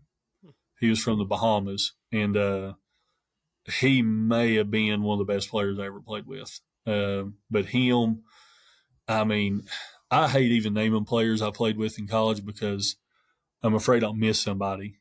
But, like I played with him and Nick Pasqua and Deshaun Johnson and, Brian Hewitt, Elijah Murray, Craig McCargo, Ben Bossy, Clarence Smith. Like, they were all really good. But Torrington Cox was hands down. He was the first one that dunked on me when I got in college. And it was just absolutely nasty. Like, it was like that point that I was like, I am in college basketball now. Like, this can happen like anytime. And as far as teams, the team that really sticks out to me, we went and played Southern Illinois my freshman year. And this was one of the first games I played. And I believe they were maybe just off going to the Sweet 16, maybe that year in the NCAA tournament, or they had made like a run. Maybe I'm off on that. But they were one of the best defensive teams I've ever seen in my life. Like, when coaches teach you, like, you close out everything, they closed out. It didn't matter if it was a 2-foot pass. They closed it out. And I'm a freshman, and that's the first game that I'm playing against that team. And I believe maybe the first shot I took, their center threw it about 6 rows deep in the stands. And I don't know if I attempted another shot for the rest of the night. But that team stood out. Bluefield had a lot of good players in. They had, I believe the guy's name was Daryl Dixon. Then they had a Witherspoon. They had Ross. They were always good. It's hard, like in college, to pick out one because, like, when you get to college, everybody's good. Yeah. Like, they're all good. But, hands down, like, Torrey was probably the best player I ever played with. He was excellent. And he was on the D League. Oh, and I forgot Omar. Omar Reed was at Bluefield then, and both of them ended up on D League teams in the NBA. Yeah, Omar was tough. He was. And Torrey and him ended up, I believe, on D League teams in the NBA for maybe like a year or something. Before we get you out of here, we do want to talk to you a little bit about coaching and stuff like that. You've been helping out with a few programs. So what got you into coaching?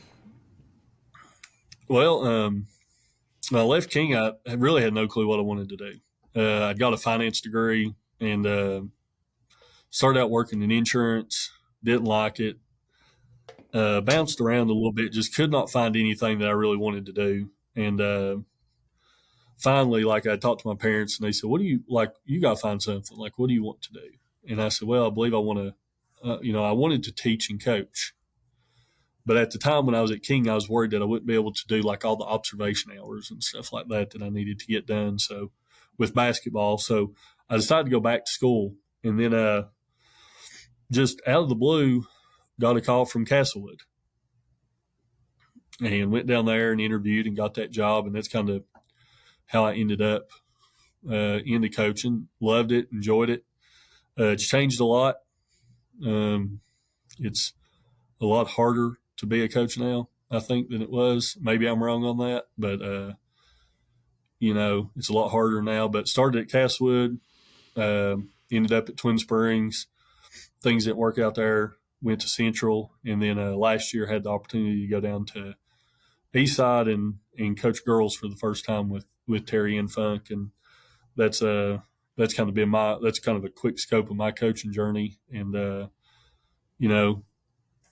didn't think I would ever coach girls, but now that I've coached girls, I don't know that I'll ever coach boys again. We'll talk about your all's team a little bit. Obviously, there's been a lot of, y'all been highlighted this week and last week, a lot going on around that, but we'll not get into any of that. We'll just get into what you have there now moving forward. How losing a starter and one of Mm-hmm. your highest points per game, your leading scorers as a team. How do you all kind of go forward with the mindset of getting everybody to kind of just hit the reset button and realize season's not over. We still have got a lot of games to play. Yeah. Well, obviously, disappointed to have somebody leave, but we wish Azzy the best and hope she continues to play well. As long as it's not against us, we'll take that. But it really just comes down to the conversation that we've had with the girls a lot is just this is an opportunity for some of you all. Some of you all that maybe haven't been scoring that much or think that here's an opportunity for you to step up to kind of be a little more assertive in the offense, and really I kind of talked to them the other day about just controlling the things that you can control. Especially with last week being the whirlwind it was, just control the things you can control. You can control your attitude and your effort and those things. And that was something really that I got when I was at King. They were really big on that stuff, just controlling what we can control. I think Coach Pitts used to always tell us the referees are going to be terrible. So you can't control that. Just expect them to be terrible. And that way, if they're good, then we've got better expectations. But, our biggest message to them has just been, this is number one, it's an opportunity for some of you guys to step up. And number two, it's, control what you can control. The things that are outside your control, let it go. There's no reason to worry about it, and just move on as a team and try to get better every day in practice and improve with every game, and basically prepare for the region tournament, which will probably be a lot of fun. Honaker is always good, and I think they've still got some good teams. I don't know really much about the Black Diamond this year, but I would assume, I've seen Council has been playing well. Grundy girls, I don't really know much about them this year. Twin Valley girls, I know they lost a lot last year, but Honaker and the Hogahegan district, they're going to be tough coming out. I know them and Rural Retreat are both pretty good. So You all, going to state finals last year, had a lot of expectations coming into the season. I still think you all have a lot of expectations. From the outside looking in, I think you all are still a very good team. Obviously, you lose some, like you said, some girls are going to step up on the points part. But honestly, I think defensively you're all going to be a better team now. But just getting everybody to buy in, I'm looking forward to seeing who you have step up. I noticed the other night getting that Burton game, you had a couple players that just in big moments that they hadn't been in before stepped up and played very good.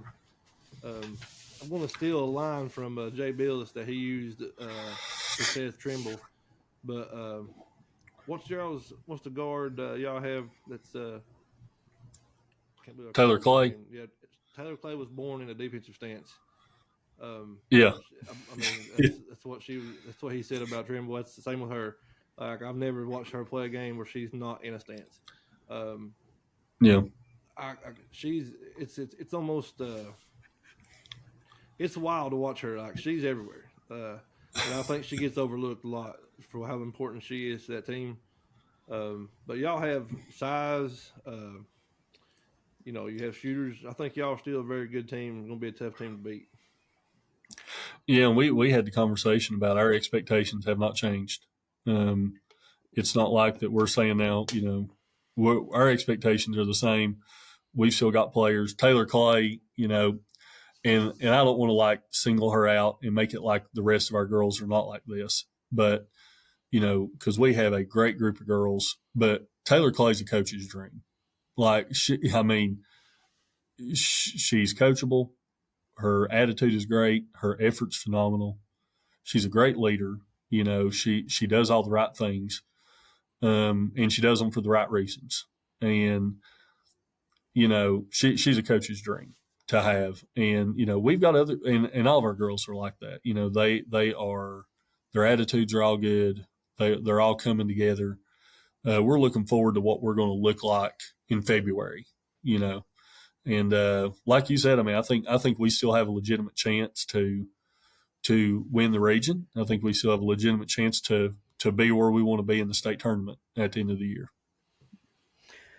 I kind of wanted to ask you because you went from playing with guys and stuff like that at college, and you went into coaching girls. Your wife, Jay Morris' sister, Katie Joe, is one of the best varsity girls basketball players we've ever had in this area. All-time leading scorer at Twin Valley, and she went and played at Wise. How much help has she gave you when it comes to coaching girls and stuff like that? Just insight. We talk quite a bit, because she sees, especially like where she played with girls, like especially my first year, like there's a lot of stuff that I bounced off of her, and she's like, well, girls are a little bit different, like and I know one time she mentioned something about we had played just a terrible game, and we were like trying to figure out what it was, and she was like, listen, girls just do that sometimes. Like she said, I can't explain it, but she would talk about like playing a tough district game when she was playing, and they would, win the game against like a district rival like Honaker or somebody. And she said, well, then we go play somebody we were supposed to beat by 30, and we just wouldn't show up. And she said it would drive, she used to tell me like the people would drive nuts, like Jeremiah and her dad, would they be like, why do y'all do this? And she said, sometimes just girls, it's just like that. But I have definitely bounced a lot of things off of her. It's great to have somebody that can watch the game and give you feedback, maybe stuff that you're missing, that she sees, and Katie can be brutally honest sometimes, like I know everybody remembers her for playing with a smile on her face.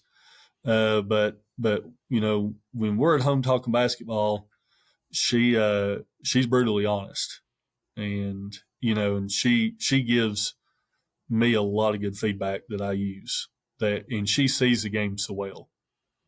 That's the kind of the inside joke with me and Mark. Me and him the only ones that know the real Katie. Outside world looking in, they don't get it. The whole smile, that's the whole. And I'm sure she'll hear this, but you don't poke. That's a gimmick. Yeah, you don't poke the bear with her. But yeah, moving forward, I guess what's do you know anything about the other side of the state that besides Region D and C, but who's maybe teams to look for out that way that you're going to maybe have to, if you make it far enough, who you'll have to face? We've looked at a few. I know George Wythe is supposed to be pretty good this year. Their girls are supposed to be good. We played Fort Chiswell last year, and I don't think they lost a whole lot off the team that they had last year. They were pretty good. And just, I would assume Rappahannock County, that's who beat us in the state championship last year. I would assume they're going to be pretty good. I don't think they had a senior on their team last year.